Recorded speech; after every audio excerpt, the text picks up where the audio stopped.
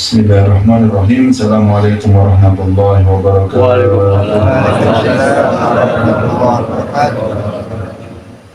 Alhamdulillah wassalatu wassalamu ala Rasulillah wa ala alihi wa sahbihi wa man walah, amma ba'd. Alhamdulillah, puji syukur kehadirat Allah Subhanahu wa taala yang masih memuliakan kita semua untuk duduk di majelis yang mulia ini. Semoga dengan duduknya kita di majelis ini semakin menambah kekuatan keyakinan kita kepada Allah Subhanahu wa taala. Dan yang kita harapkan, kita selalu dijaga dari semua hal-hal yang membuat kita semakin jauh dari Allah Subhanahu wa taala. Dan semoga semakin bertambah umur, kita semakin dekat kepada Allah dan kepada Nabi Muhammad SAW. Amin Allahumma amin. Itulah perlunya orang duduk di majelis-majelis ilmu, karena sesuatu orang yang sakit apabila tahu penyakitnya, dia akan mudah mengobatinya apabila dia mengharapkan kesembuhan, ya. Tetapi yang jadi masalah itu ketika seseorang sakit dan dia tidak mengetahui penyakitnya. Oleh karena itu, kita harus mengetahui apa cacat ataupun sakit yang ada pada diri kita yang bisa menghambat ketulusan pengabdian kita kepada Allah Subhanahu wa taala. Nah, kalau kita tahu sesuatu tersebut, maka kita dengan mudah untuk meninggalkannya kalau memang niatnya ingin dekat kepada Allah. Apabila tidak tahu, lah itulah perlunya kita duduk di majelis-majelis yang seperti ini. Nasihat-nasihat yang sangat mulia yang Allah abadikan di dalam Al-Quran, di antaranya adalah nasihat Sayyidina Luqmanul Hakim kepada putranya. Dahulu Sayyidina Luqmanul Hakim itu diberikan pilihan oleh Allah Subhanahu wa taala di antara dua perkara. Di antara diberikan nubuwah atau kenabian atau diberikan hikmah. Maka beliau lebih memilih untuk mendapatkan hikmah daripada nubuwah, daripada kenabian. Kalau Allah Subhanahu wa taala berfirman, "Man utiya hikmah faqad utiya khairan katsiran." Orang yang dikasih hikmah ini telah diberikan kebaikan yang sangat besar oleh Allah Subhanahu wa taala. Oleh karena itu, kita ingin mendengarkan nasihat-nasihat apa yang diberikan Sayyidina Luqmanul Hakim kepada putranya sehingga diabadikan oleh Allah Subhanahu wa taala dalam Al-Quran, supaya kita juga bisa menasihatkan itu kepada putra-putra kita, kepada diri kita dan kepada orang-orang yang kita cintai. Beliau salah satu nasihatnya adalah qala Luqmanu libnihi wa huwa ya'iduhu. Ketika Sayyidina Luqman berkata kepada putranya dan dia menasihatinya, yaitu beliau menasihatinya dengan nasihat, "Ya bunayya la tusyrik billah, inna syirka la dzulmun adzim." Ya. wahai anakku, jangan engkau menduakan Allah. Berkeyakinan ada sesuatu yang menyamai Allah, apapun namanya itu, sehingga kita ini kecenderungan hati ingin bersandar kepada sesuatu tersebut, mau itu namanya manusia atau benda dan lain sebagainya, merasa kalau benda tersebut memiliki kekuatan yang bisa memberikan manfaat kepada kita atau memberikan mudarat kepada kita, itu syirik. Itu syirik. Ingat, tidak ada yang memberi manfaat atau memberi mudarat kecuali hanya Allah. Karena apa? Inna syirka la dzulmun adzim. Karena yang namanya syirik itu kezaliman yang paling agung. Adzulmu dzulumat yaumal qiyamah, kegelapan ya. Yang namanya kezaliman itu akan membuat kita gelap gulita kelak pada hari kiamat, tidak tahu jalan nanti. Yang bisa melihat aja belum tentu masuk surga, apalagi yang tidak tahu jalan. Karena saya tidak mungkin masuk ke dalam surganya Allah Subhanahu wa Ta'ala. Ya. Wasirku dzulmun adzim lima fihi min at-taswiyati fil ibadah baina man yastahiquha wa man la yastahiquha. Kenapa kok dikatakan syirik itu kedzaliman yang sangat agung? Karena kita telah menyamakan di dalam pengibadahan kita kepada sesuatu di antara zat yang berhak untuk disembah, untuk kita beribadah kepadanya, dengan sesuatu yang sebetulnya tidak berhak untuk kita beribadah kepadanya. Ini siapa ini? Kalau kau di sana nanti di gua itu akan ketemu dengan mekti, di sana akan mendapatkan kekuatan nanti. Kau bisa suki, kau bisa apa, ini syirik semuanya. Dan banyak masih orang-orang golongan kita ini, terutama orang Banyuwangi, masih mempercayai dengan hal-hal yang seperti itu. Seandainya pun bisa mendapatkan sesuatu, yaitu dengan menggadaikan agamanya nanti akhirnya. Keyakinan macam apa ini?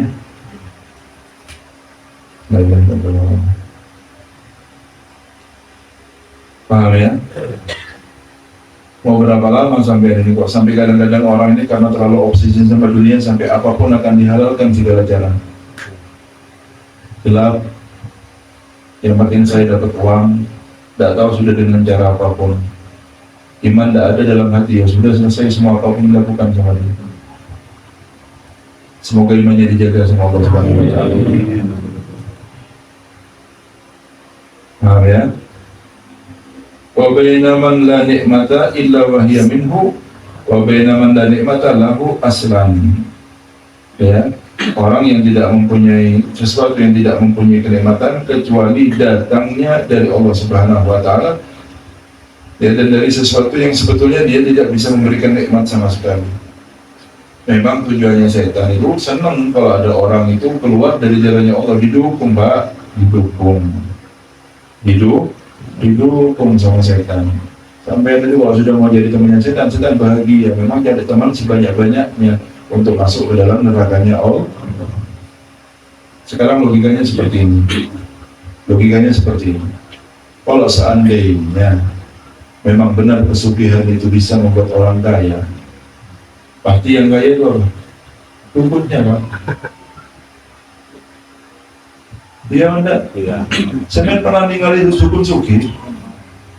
Ada. Kalau suki tidak mau berdukun, Pak. Iya enggak? Iya. Dukun dia jadi apa? Jadi uang kan? Kalau dia bisa menghasilkan uang tanpa harus mencarinya, kenapa dia cari uang dengan cara berdukun?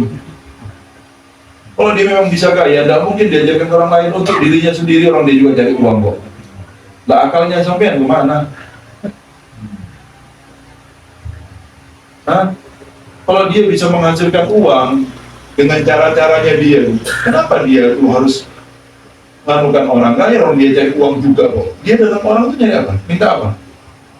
Ada dukun yang minta uang? Hah? Tidak ada. Kalau dia memang betul bisa menghasilkan uang, ya buat dia sendiri bisa, dia tidak perlu minta-minta sama orang. Belakangnya sampai kemana? Iya kan? Kalau dia memang bisa menghasilkan uang, tentu uang itu untuk badannya sendiri. Ayo dikasih akal itu digunakan ya. Jangan bodoh-bodoh dia bilang. Anu beb dan borok larisan ini rame tuh beb.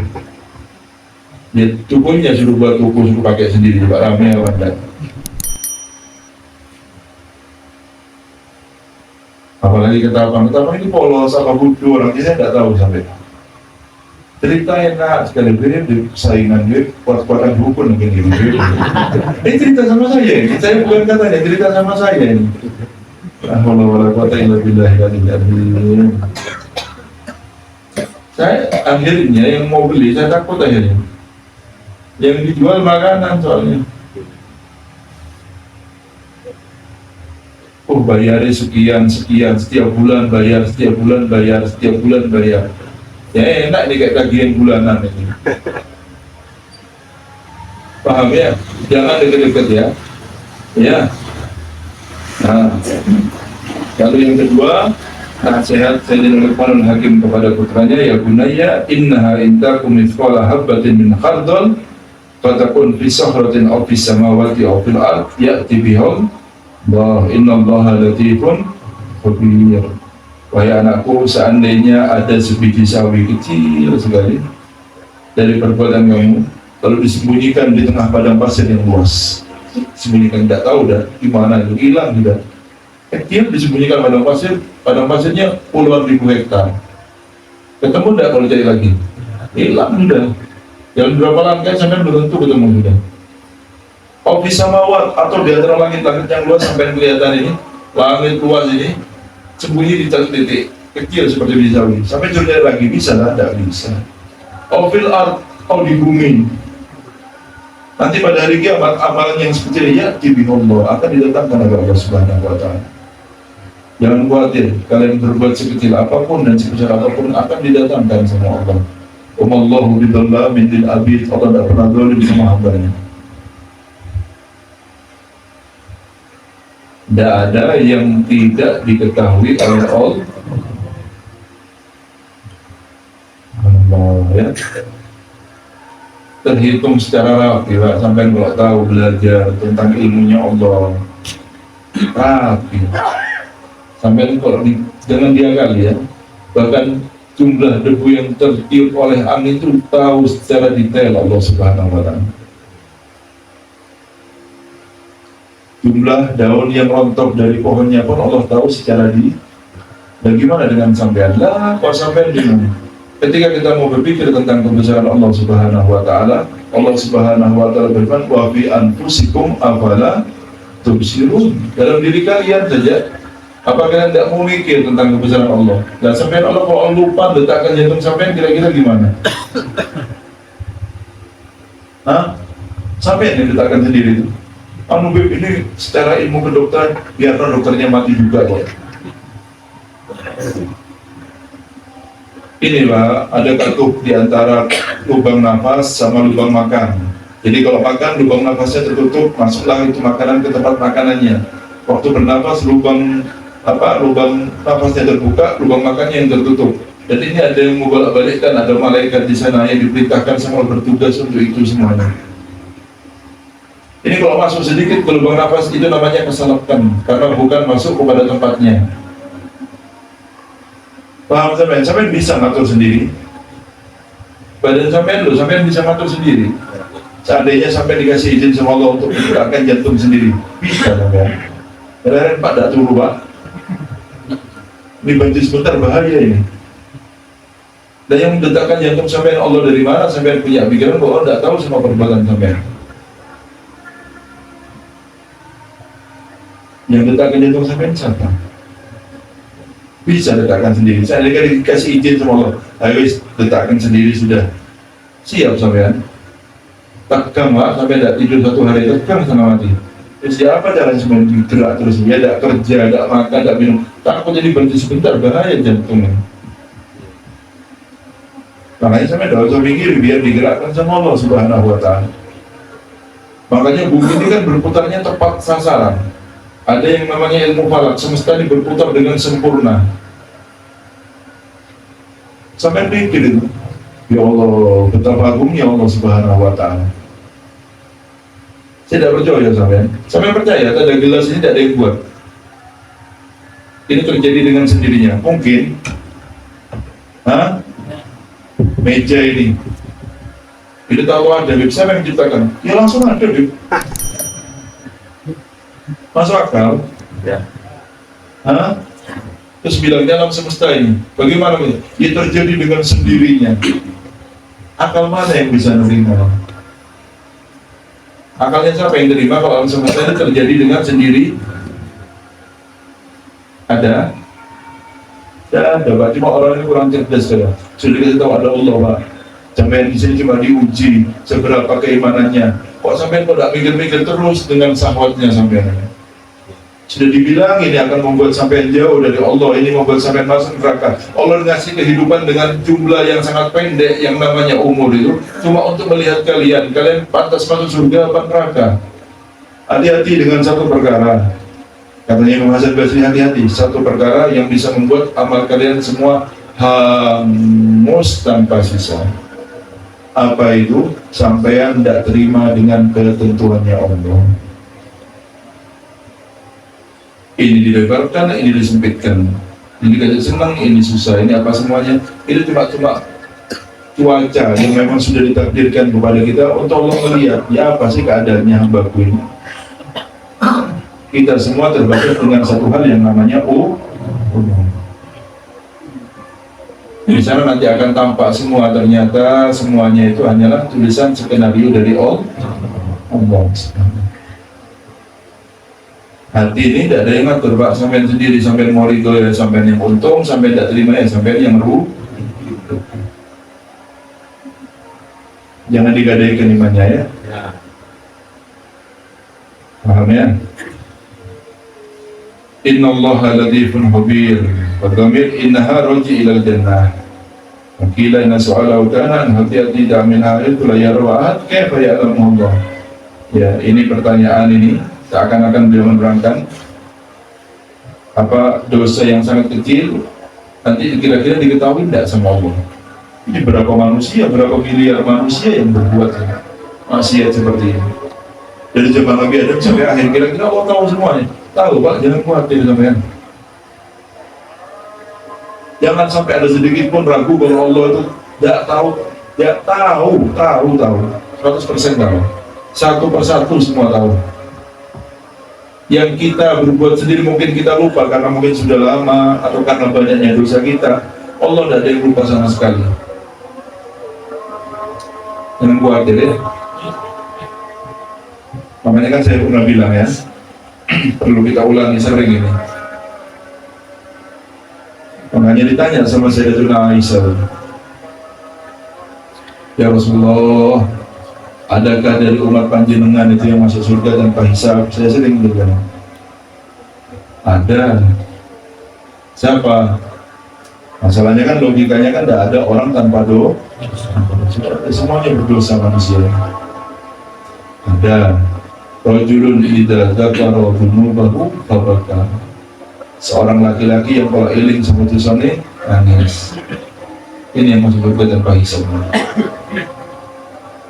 Air mata itu yang akan menghapus dosa-dosanya. Tetapi dia kepikiran, apa yang membuat dia kepikiran? Keyakinannya dia akan ditanya dengan dosa, keyakinannya dia dengan neraka, keyakinannya dia dengan surga, keyakinannya dia akan menghadap kepada Allah, keyakinannya dia bahwa maksiat itu sudah tertulis rapi di catatan kejelekannya, keyakinannya dia bahwa nanti yang akan menjadi saksi adalah tempat dia bermaksiat. Kepikiran itu semua membuat dia nangis ketika ingat dosanya. Itu orang yang khusyuk yang seperti ini, yakinnya dia akan menghadap kepada Allah. Kalau sampai tidak yakin tidak akan bisa nangis, Pak. Sampai tidak yakin sama akhirat, tidak mungkin bisa nangis sama dosa. Mau apa ditangisi? Mari harus mengen.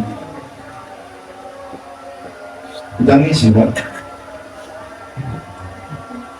Makanya ya, Rasulullah SAW beliau itu bertawud. Tawud itu berlindung dari Allah.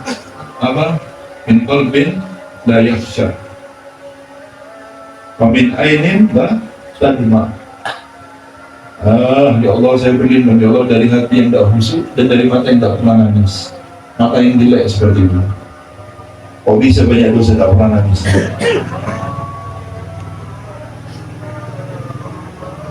bisa banyak dosa, tidak pernah najis. Makanya manusia ini kadang-kadang logikanya perlu diperbaiki. Kadang-kadang orang ini ya, disuguhkan makanan, ini punya kolesterol sama asam urat. Lalu di sana yang dimakan apa? Yang disuguhkan apa? Cumi-cumi, udang, pecel, apa makanan yang anti harusnya dia apa? Loh kenapa tidak dimakan? Kolesterol, kolesterol. Hemat sama badannya sehingga dia tidak memakan makanan yang bisa membuat dia mudah. Pada aku itu loh. Loh kenapa kau tidak masuk? Beb, akhiratnya gimana nanti beb, takut beb. Kan seharusnya gitu kan.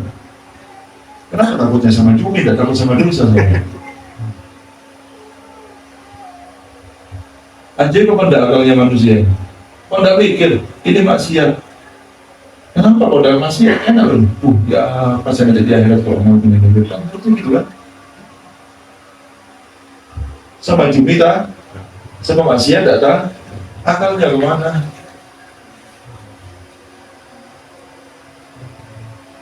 Paham? Enak pak kalau ada obatnya penetral kolesterol sama asam urat, obat dosa itu enak juga. Minum obat sembuh langsung dosanya berkurang semua. Kan enak kalau gitu. Masalahnya tidak ada kecuali air mata obatnya dosa ini. Dan sampai kok udah nangis kok malah enak-enak itu kok bisa. Makanya harus berlindung dari mata yang tidak pernah menang.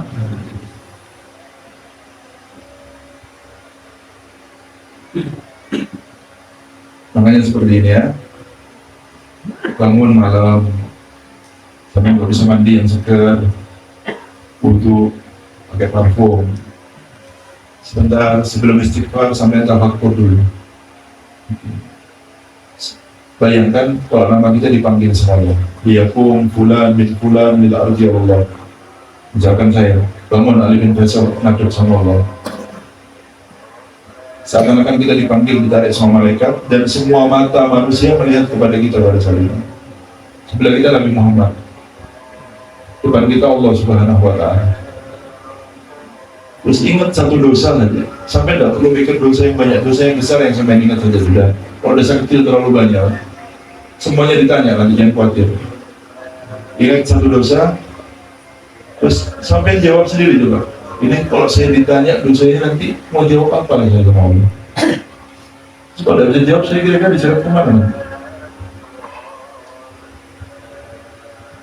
Habis begitu berpikir, ingat neraka seperti apa, ingat nanti malunya kita depan orang tua kita, malunya kita dengan orang-orang yang menganggap dulu kita baik, malunya kita kalau dilihat sama Rasulullah itu gimana. Dah barunya astagfirullah, ucapkan dengan penuh hati, dengan niatan untuk tidak bermaksiat lagi, dengan niatan ya bahwa dia tidak akan berniat untuk melakukannya lah, dengan penuh penyesalan, dengan janji kepada Allah bahwa saya tidak akan kembali lagi Allah dengan dosa ini. Ucapkan astagfirullah, astagfirullah dengan air mata demi air mata yang keluar.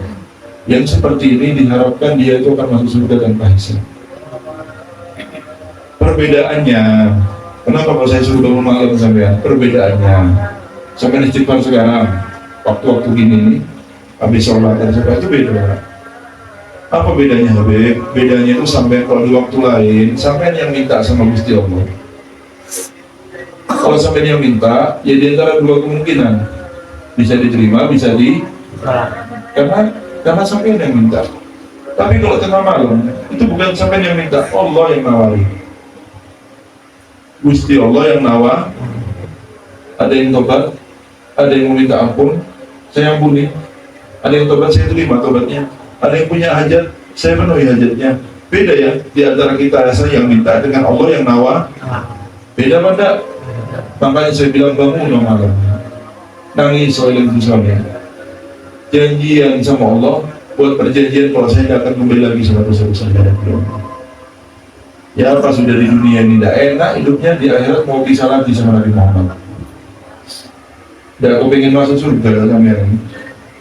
Setiap apa-apa, ngerokok lo mau bib, saya nanti susah nanti. Ya sekarangnya sampai yang kalau bisa dibilang. Dan kalau sudah minta malam kumis cepat, kayaknya baru kemana saya duduk di sini. Saya duduk lagi sudah sekarang. Maksudnya apa? Umur ini cepat lah. Umur ini cepat. Dan kematian dan nunggu sampai baik. Makanya sampai harus jadi orang baik baru nunggu mati. Mati itu tidak nunggu sampai jadi baik. Jadilah orang baik dan nunggulah mati. Sudah banyak kan temannya yang meninggal dunia, banyak saudaranya yang meninggal dunia, dan sudah tetangganya yang meninggal dunia banyak. Apa sampai tidak mungkin meninggal dunia buat tetangganya saja? Tidak kan? Yakin kan kita akan meninggal dunia kan? Dan sudah kalau memang yakin jadi orang baik, tunggulah kematian. Kalau ada teman-teman yang biasa mempengaruhi kita, tinggalkan teman itu. Memang disuruh tinggalkan dalam agama teman-teman yang bisa merusak agama kita. Yang baik banyak kok, tidak kurang-kurang. Paham ya? Semoga jadi yang bermanfaat. Ayo diperbaiki bahasa semua. Jangan belit-belit sampai air mata, nangis. Kalau air mata itu mahal. Terakhir Imam Muhammad bagi itu, "Kullu amalin lahu jaza, illa dam'ah," kata beliau. Setiap amal perbuatan itu ada pahalanya, Pak. Setiap pahala itu bisa mengampuni dosa. Katanya Rasulullah apa? Satu kebaikan dibalas dengan 10 kali lipat. Illa dam'ah, kecuali air mata yang nangis dari hati ya. Bukan cuma nangis-nangis yang ngeliat film dia itu, bukan. Dari hati nangisnya, memang nyesel temenan. Nangis dari air mata. Apa? Fa'innaha tukaffiru kubur minal khotoya. Karena air mata yang keluar dari rasa takut yang benar kepada Allah bisa menghapuskan samudera dosa-dosa kita. Amin Allahumma. Diniati Pak. Tidak mau saya ketinggalan malam ketika saya bangun. Kenapa kok tidak bisa sampai orang-orang buat sepak bola saja bisa bangun, sampai buat akhirat, buat surga tidak bisa bangun. Orang-orang untuk pulaan di pasar aja bisa bangun, sampai untuk surga sampai tidak bisa bangun. Orang-orang dengan hajat dunia saja bisa bangun tengah malam, sampai untuk masuk ke surga tidak bisa bangun. Kalah sama orang-orang ini, sama orang yang cinta bola, sama yang mencari dunia. Harus kuat, harus bisa bangun. Paham ya? Kalau mau tidur jangan di waktu ini, karena waktunya adalah waktu pemberian dari Allah. Sampai mau tidur siang, mau tidur malam, silahkan, tapi tengah malam harus bangun. Makanya Imam Syafi'i, laula suhbatul ahyar wal qiyamu bil ashar, ya, ma'ahbabtul baqa fi hadhihi dar, kata beliau. Kalau bukan karena berteman dengan orang-orang baik dan bangun ketika malam, gak kepingin saya hidup di dunia ini. Buat apa hidup di dunia ini? Paham ya? Allahu a'lam. Subhanakallahumma bihamdika asyhadu an la ilaha illa anta astaghfiruka wa atubu ilaik. Wa sallallahu ala Muhammad.